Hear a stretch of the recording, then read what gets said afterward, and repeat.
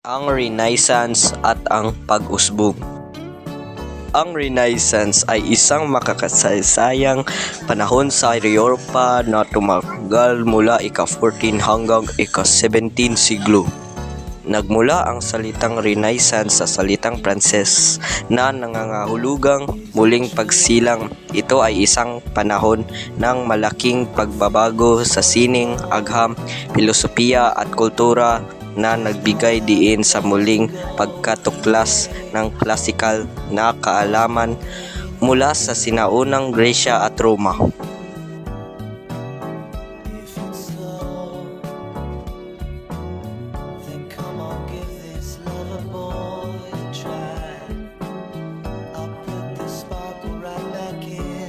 Si Francisco Petrarca o mas kilala bilang Petrarch ay isang kilalang Italianong makata, manunulat at humanista noong panahon ng Renaissance. Siya ay ipinanganak noong Hulyo 20, 1304 sa Arezzo, Italia at namatay noong Hulyo 19, 1374. Itinuturing siya ay bilang ama ng humanismo dahil sa kaniyang mga ambag sa pagpapaunlad ng humanistikong kaisipan. Si Giovanni Boccaccio, ipinanganak noong Hunyo 16, 1313 sa Certaldo of Florence, Italia. Namatay noong Disyembre 21, 1375 sa Certaldo, Italia. Ay isang kilalang manunulat, makata at humanista noong panahon ng Renaissance.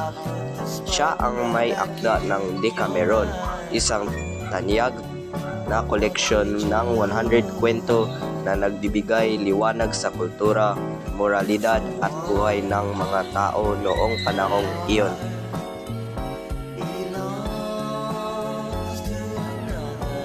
Si William Shakespeare ay isang tanyag na makata, matutula at manunula mula sa Inglaterra. Ipinanganak siya noong April 23, 1564 sa Stratford-upon-Avon, England at namatay noong April 23, 1616 sa parehong lugar. Siya ay kinikilala bilang isang pinakadakilang manunulat sa kasaysayan na may mga obra tulad ng Romeo and Juliet, Hamlet, Macbeth at iba pang mga makapangyarihang dula at soneto.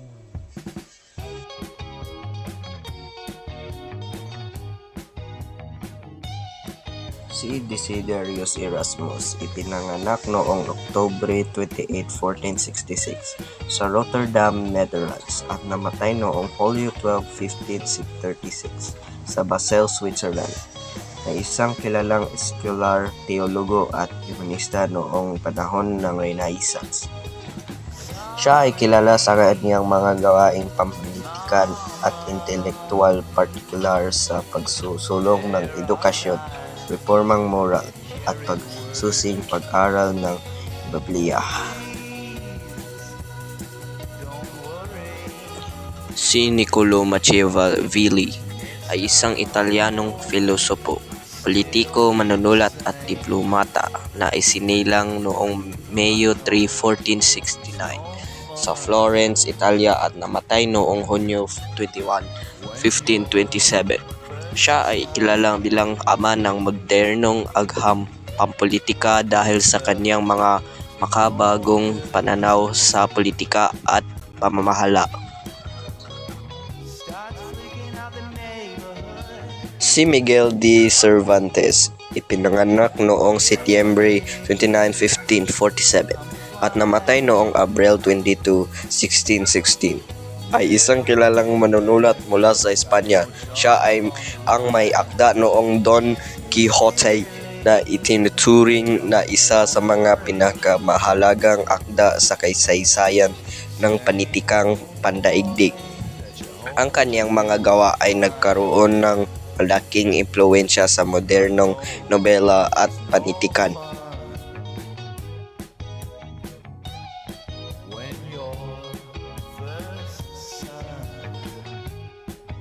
Si Michelangelo Buonarroti ay isang tanyag na Italian Renaissance artist, sculptor, pintor, arkitekto at manunulat.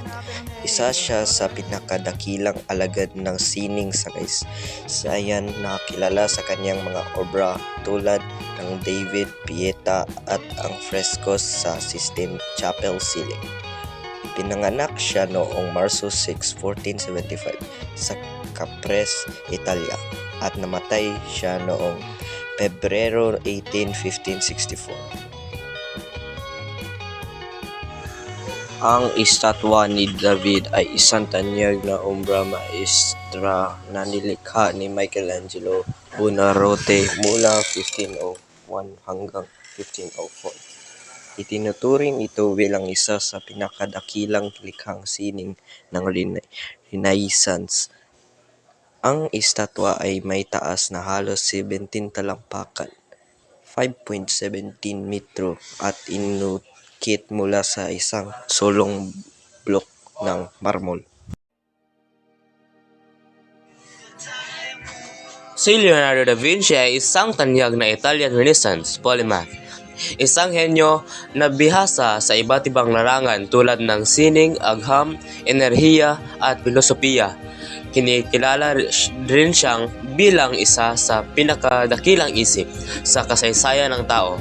Kilala siya hindi lamang bilang isang pintor kundi pati na rin bilang isang inventor, anatomista, musikero at arkitekto. At ang mga detalye dito ay ipinanganak siya sa Abril 15, 1452 sa Vinci, Italia at namatay siya ay noong Mayo 2, 1519 sa Amboise, France. The Last Supper, Huling Hapunan ay isa sa pinakatanyag na obra maestra ni Leonardo da Vinci. Nilikha sa pagitan ng 1495 at 1498. Ito ay isang fresko na matatagpuan sa Santa Maria del Grazie sa Milan, Italia. Si Raffaello Sanzio, o mas kilala bilang Raphael, ay isang tanyag na Italian Renaissance painter at arkitekto. Kilala siya sa kanyang mga likhang sining na nagpapakita ng kagandahan, balanse at pagkakasundo na nagbibigay sa kanya ng reputasyon bilang isa sa pinakadakilang alagad ng sining sa kasaysayan. At siya ay pinanganak sa Abril 6, 1483 sa Urbino, Italia at namatay rin siya sa Abril 6, 1520 sa Roma, Italia sa edad na 37.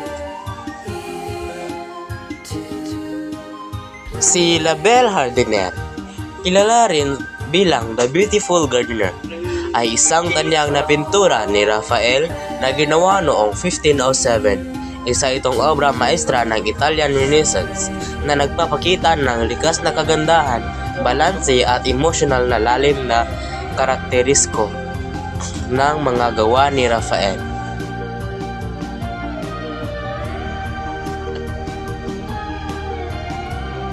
Si Isaac Newton ay isang tanyag na siyentipiko, matematiko at pilosopo na nag-ambag ng malaki sa larangan ng pisika, matematika at astronomiya. At ang kanyang kapanganakan ay noong Enero 4, 1643 at Disyembre 25, 1642 sa lumang kalendaryong Julian. At ang kanyang kamatayan ay noong Marso 31, 1727, Marso 20, 1727 sa lumang kalendaryo.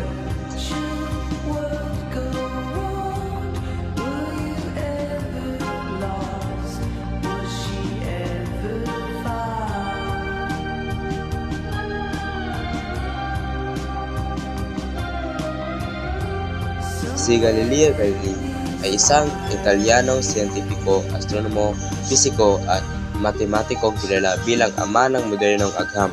Naging tanyag siya dahil sa kanyang mga ambag sa teleskopyo, astronomiya at mga batas ng paggalaw. At siya ay ipinanganak noong Pebrero 15, 1564 sa Pisa, Italia at siya ay namatay noong Enero 8, 1642 sa Arcetri, Italia.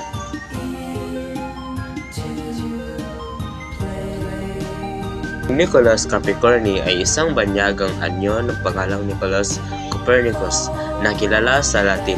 Si Copernicus 1473 to 1543 ay isang astronomo, matematiko at scholar na nagpasimula ng teoryang heliocentric na nagsasabing ang araw ang sentro ng solar system at hindi ang mundo, at siya ay pinanganak noong Pebrero 19, 1473 sa Torreon, Poland, at siya ay namatay noong Mayo 24, 1543 sa Framborg, Poland.